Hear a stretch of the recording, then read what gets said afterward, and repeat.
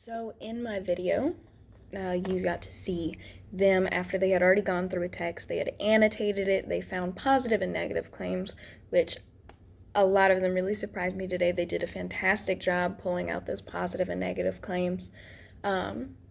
So after that, they answer some key detail questions, kind of making sure that they understood the concept as well as understood what claims are and how we identify them. And then they participated in that battle royale where they work together in teams.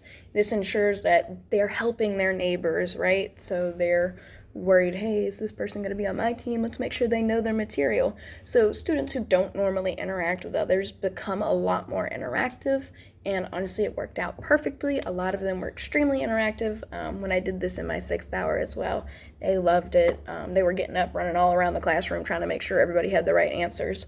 That way they could win and get their team. You might have seen at the end we have a little prize box. They get their little prizes and they have a great time with it. But most importantly is, did it meet our objectives? So they had been practicing annotating, pulling those claims out. I was walking around the room. I was seeing a lot of them really had that skill down. There are still a few of them that are struggling. And some of our students, you may have noticed, were using translators as we were going. I have several English language learner students in this class. So I honestly would like to find a way to incorporate them more. One of my English language learner students didn't want to participate in the booklet. He usually doesn't because he worries about reading it, and because he can't understand it in English as quickly as some of the other students, he usually ends up not participating since he doesn't feel like he's going to be able to win. I've told him that he is allowed to sit there and not participate in that specific activity as long as he has also completed the work.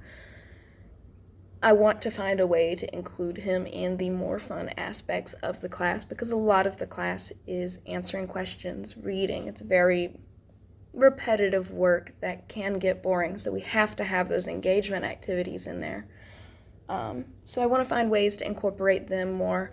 I've tried to pair them up, so I have 2 of my English language learner students next to each other. I also have another student who gets along really well with another student. They don't necessarily speak English at the same, but they'll translate. They'll use the translator to discuss and help each other out with work. After that teaching segment in the video, they went on ahead to, hold on, I'm pulling up my materials so I can remember. So they went on ahead to locate evidence. So they were given a claim and they practiced pulling evidence out of the text to support the claim. And then they started to identify their own. They go into the article, they find one of those positive or negative claims. They make sure that they know this is positive, this is negative. And they provide evidence. So they go and they say, hey, where did you find it? All of those wonderful things. That way when they get to their writing task, they have all that evidence laid out for them ahead of time, and it just helps them prep and get ready for our writing task. After that, they did a quick little exit ticket where they were given a short paragraph, and they had to identify a claim, tell me if it was positive or negative. They had never seen this paragraph before. I did not assist them at all, and a lot of them, honestly, shockingly, almost every single student, I only had 1 student that got it wrong. They did a fantastic job with this lesson, honestly, and they were working together. I had a back group that was not really in frame. They were doing a wonderful job working together, assisting each other. They were turning the computers around, helping each other out. Very sweet kids. They're all working well together.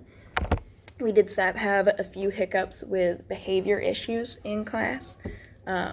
This has been an issue since the beginning of the year. We have consistently had to address behavior issues.